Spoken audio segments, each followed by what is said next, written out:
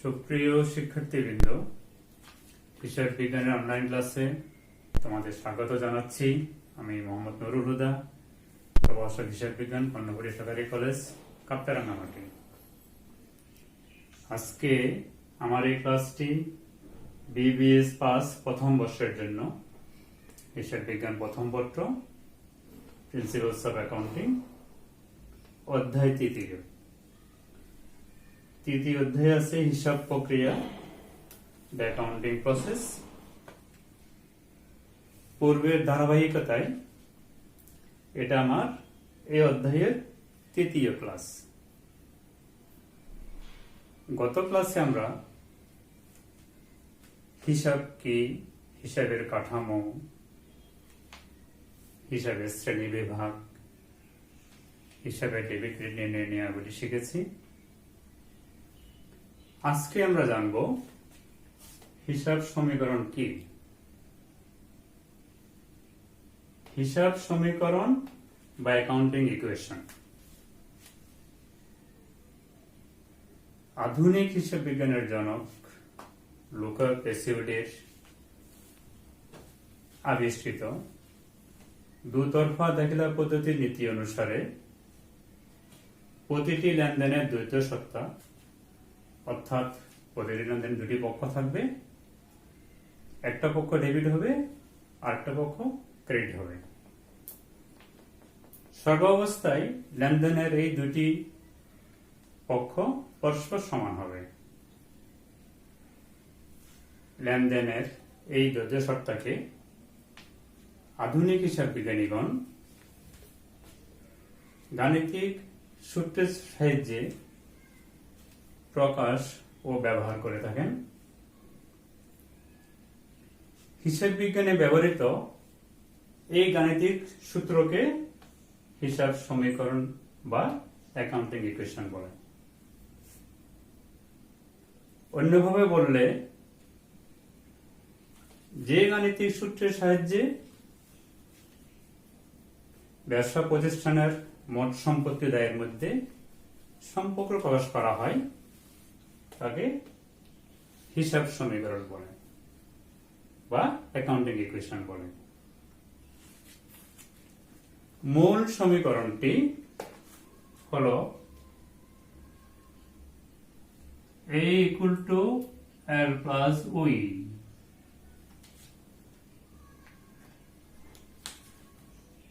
এই হলো অ্যাসেট সম্পদ সমান L মানে লায়াবিলিটিস দায় প্লাস ওনার সিকিউরিটি মালিকানা শর্ত, অর্থাৎ সম্পদ সমান দায় যোগ মালিকানা শর্ত। এটি হলো বহির্দায়, এটা হলো অন্তর্দায়। তাহলে এক কথা বললে হয় সম্পদ সমান দায়। আমরা যদি এই মূল সমীকরণটাকে একটু বড় করি,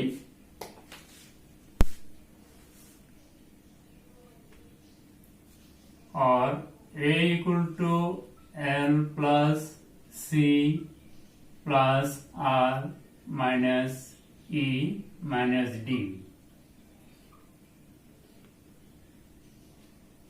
ওই কে বড় করলে C plus R minus C minus D। C মানে ক্যাপিটাল মূলধন, R মানে রেভিনিউ রাজস্ব আয়, E মানে এক্সপেন্স ব্যয়, D মানে ড্রয়িং উত্তোলন। মূলধনের কারণে ওই বাড়বে, লাভের কারণে এটাকে আয়ও দেওয়া যায়, ওই বাড়বে, খরচের কারণে ওই কমবে, উত্তোলনের কারণে ওই কমবে। তাহলে ওনার সিকিউরিটি বা মালিকানা শর্ত চারটি উপাদান দ্বারা প্রভাবিত হয়। কি কি? সি, আর, এটাকে আয়ও বলা যায়, ইনকাম, ই, ডি মূলধন, আয়, ব্যয়, উত্তোলন।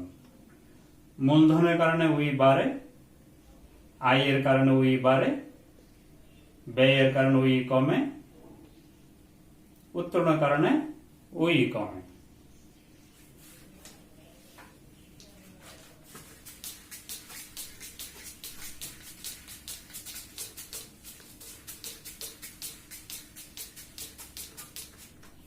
আমরা এই জিনিসটাকে একটু ভিন্নভাবেও দেখাতে পারি।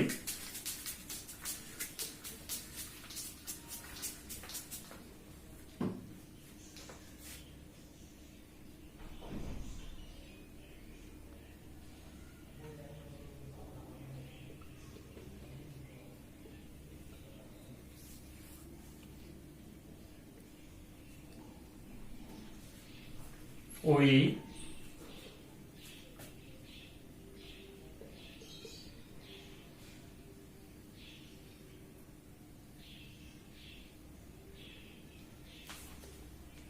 আমি ওনার সিকিউরিটিকে যদি উপাদানগুলি লিখি, 4টি উপাদান আছে।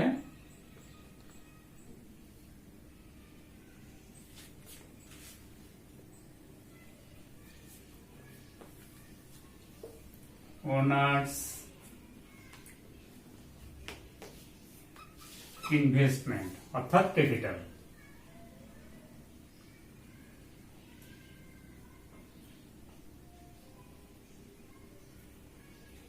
রেভিনিউ ইনকাম, এই দুইটার কারণে ওই বৃদ্ধি পায়।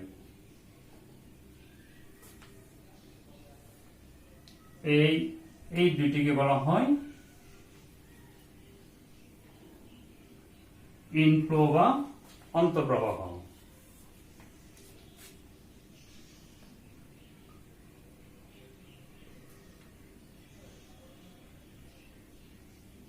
রেভিনিউ এক্সপেন্স ব্যয়, ড্রয়িং, উত্তোলন,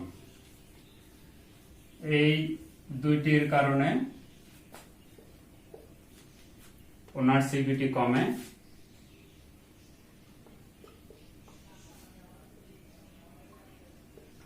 এটা হলো আউটফ্লো। তাহলে কি হলো? ওনার সিকিউরিটির মালিকানা শর্ত মূলধনের কারণে বাড়বে, আয়ের কারণে বাড়বে, ব্যয়ের কারণে কমবে, উত্তোলনের কারণে কমবে।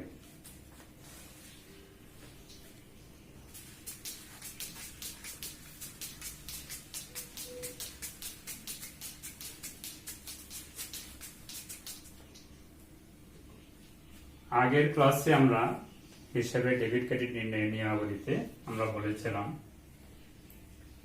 অ্যাসেট বৃদ্ধি পেলে ডেবিট, হ্রাস পেলে ক্রেডিট।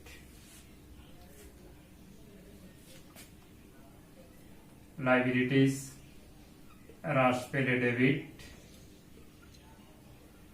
বৃদ্ধি পেলে ক্রেডিট। হিসাব সমীকরণের উপর লেনদেনের প্রভাব নির্ণয়ের বেলায় সম্পদ বৃদ্ধি পেলে ডেবিট, হ্রাস পেলে ক্রেডিট। আমি উল্টাভাবেও বলতে পারি, সম্পদ ডেবিট হলে বাড়বে, সম্পদ ডেবিট হলে বাড়বে, ক্রেডিট হলে কমবে। সম্পদ বৃদ্ধি পেলে ডেবিট, হ্রাস পেলে ক্রেডিট। উল্টাভাবে বলি, সম্পদ যখন ডেবিট হবে তখন বাড়বে, সম্পদ যখন ক্রেডিট হবে তখন কমবে। ঠিক একইভাবে দায় লাইবিলিটিস কমলে ডেবিট, হ্রাস পেলে ডেবিট, বৃদ্ধি পেলে ক্রেডিট। অথবা আমরা উল্টাভাবে বলি,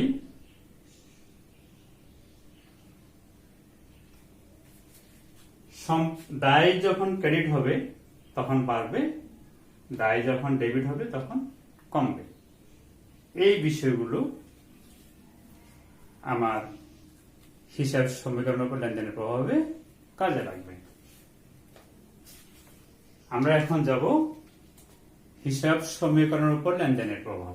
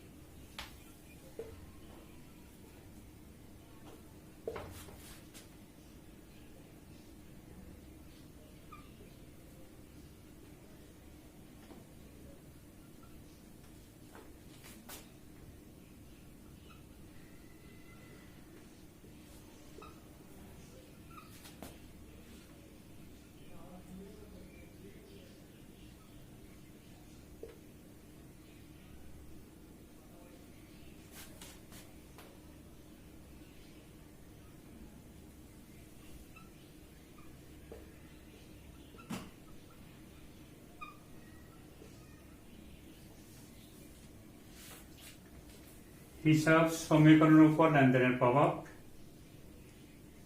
বিষয়টি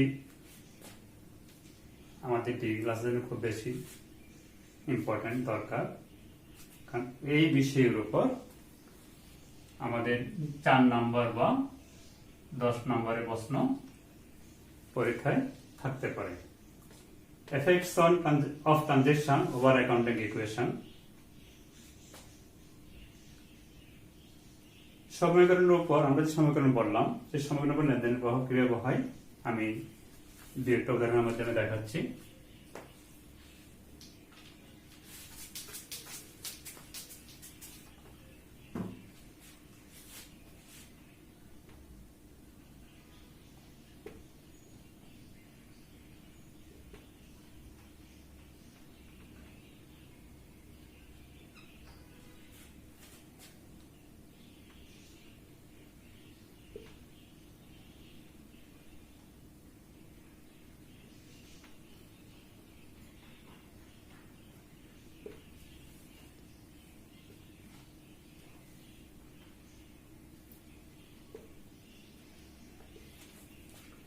মিস্টার নাহিদ একজন ব্যবসায়ী ইনভেস্টস টাকা 20,000 as cash in the business, অর্থাৎ নাহিদ সাহেব তার ব্যবসায়ে 20,000 টাকা বিনিয়োগ করেন, অর্থাৎ 20,000 টাকা মূলধন হিসেবে আনেন।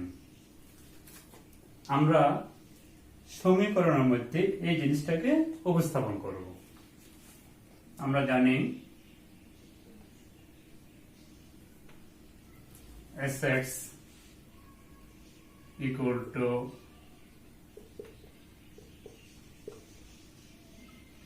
plus owner liabilities plus owner security.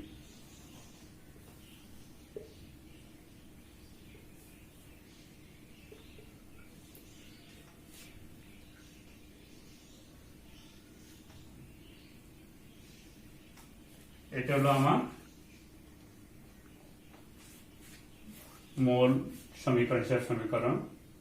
Assets equal to liabilities plus owner security, সম্পদ সমান দায় যোগ মালিকানা শর্ত। মিস্টার নাহিদ 20,000 টাকা নগদে মূলধন হিসেবে আনে, যারা দেওয়া হবে ক্যাশ অ্যাকাউন্ট ডেবিট,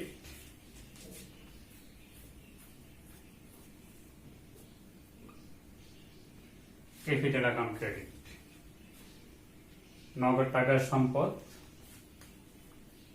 ক্যাপিটাল, ওনার সিকিউরিটির অংশ কত টাকা আনলো? 20,000 টাকা আনলো। আমরা বলছিলাম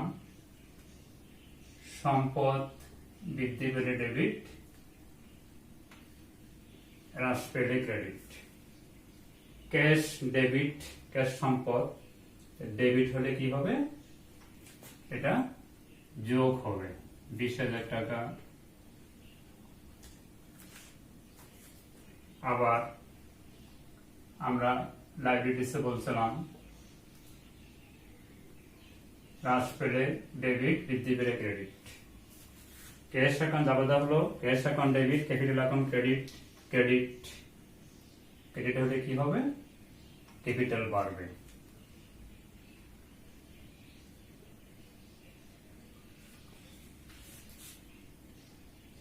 আমার লেনদেনটা ছিল মিস্টার নাহিদ নগদে 20,000 টাকা মূলধনে, cash account debit, capital account credit. আমি হিসাব সমীকরণ উপস্থাপন করলাম। ডেবিট ও 20,000 সমান চিহ্ন ক্রেডিটে 20,000। তাহলে আমার দুই পাশ সমান হয়ে গেল। এটা হলো এই লেনদেনটাকে আমি হিসাব সমীকরণে উপস্থাপন করলাম। আরেকটা লেনদেন আমি নিই,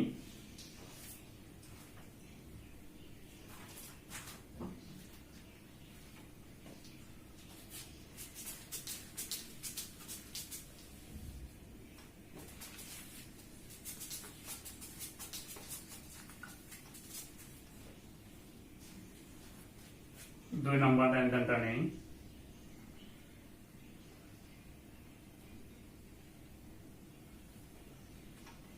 Purchase and equipment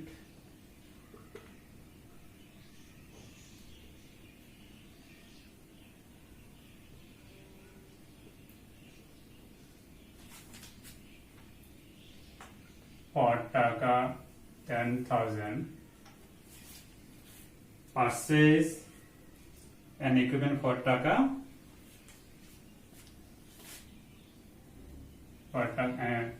for cash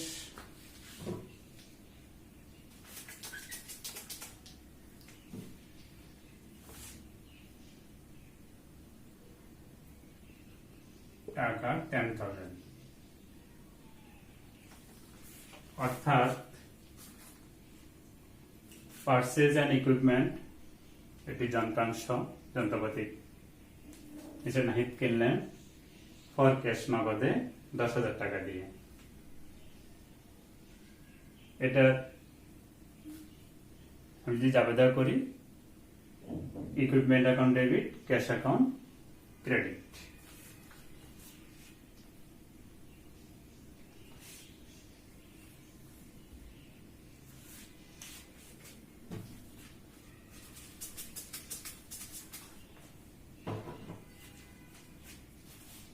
আমার ওল্ড ব্যালেন্স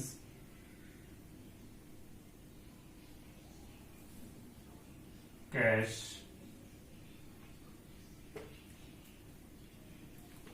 ওল্ড ব্যালেন্স আগে ছিল, আগে জাবেদায় লেনদেনে ছিল 20,000 টাকা। এখন আমি কি কিনলাম? ইকুইপমেন্ট কিনলাম।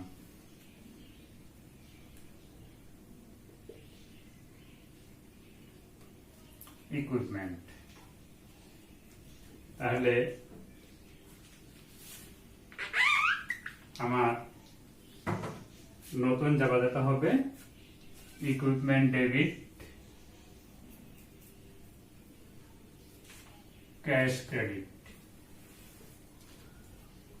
দুইটাই সম্পদ, একটা সম্পদ বাড়বে, ইকুইপমেন্ট বাড়বে, নগদ টাকা কমবে। এখানে আগের জাবেদায় ওনার্স ইকুইটির পরিবর্তন হয়েছে, 2 নম্বর জাবেদায় purchase and equipment for cash, এখানে ওনার্স ইকুইটি কোনো পরিবর্তন হয় নাই, কাঠামোগত পরিবর্তন হয়েছে। অর্থাৎ আমার লেনদেন হতে হলে ওনার্স ইকুইটি পরিবর্তন হলেও হবে, কাঠামোগত পরিবর্তন হলেও হবে। তাহলে আমার এইখানে হলো 10,000 টাকা, এইখানে হলো 10,000, এখানে আমার হলো আগে থেকে আছে 20,000। দুইটা যোগ করলে আমার দুই পাশ সমান হয়ে গেল। অর্থাৎ 2 নাম্বার ট্রানজাকশনটা যদি আমি অ্যাকাউন্টিং ইকুয়েশনে বসাই। যার নাম হলো equipment account debit, cash account credit.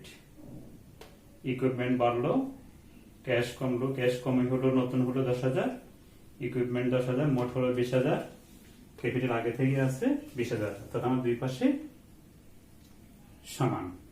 আমার ইকুয়েশনটা দুই পাশ সমান হলো।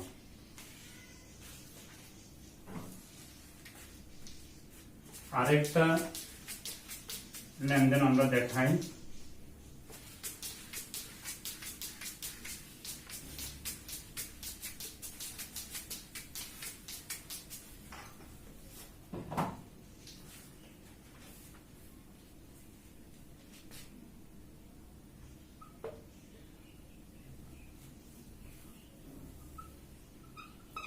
Purchase of office supplies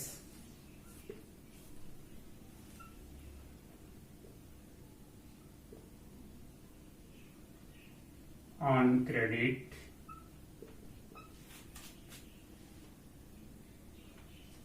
টাকা 2,000।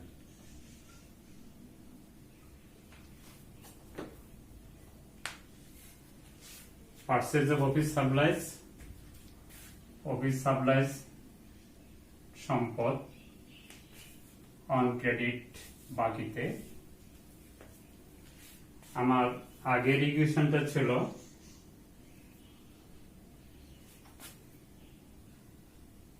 আমি সংক্ষেপে লিখি,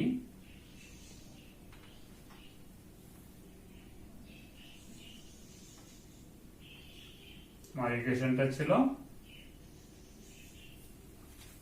A equal to L plus OE, আগের ব্যালেন্স ছিল ওল্ড ব্যালেন্স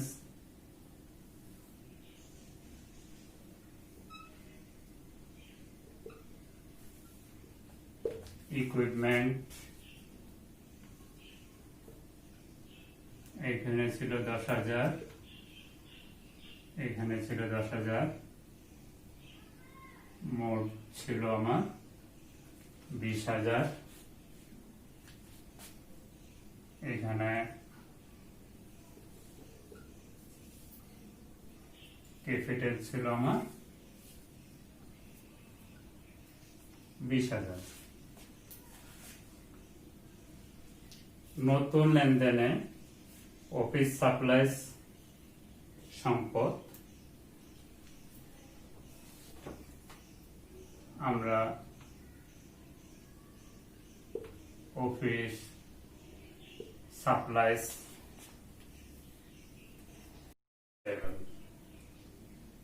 যাবে হবে office supplies debit, accounts payable credit. Office supplies debit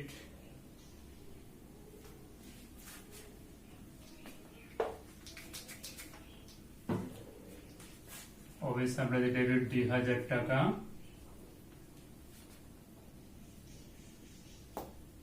accounts payable হবে 2,000 টাকা। আমি যদি আগের ব্যালেন্সের সাথে যোগ করি, আগে থেকে আছে 20,000, অফিস সাপ্লাইজ আসলো 2,000, মোট হলো আমার 22,000 টাকা, এখানেও হবে 22,000 টাকা। অর্থাৎ প্রতিটি লেনদেনে আমার হিসাব সমীকরণের দুই পাশ সমান হবে। সুপ্রিয় শিক্ষার্থীবৃন্দ, আজকের ক্লাসে আমি তোমাদেরকে অ্যাকাউন্টিং ইকুয়েশন কি,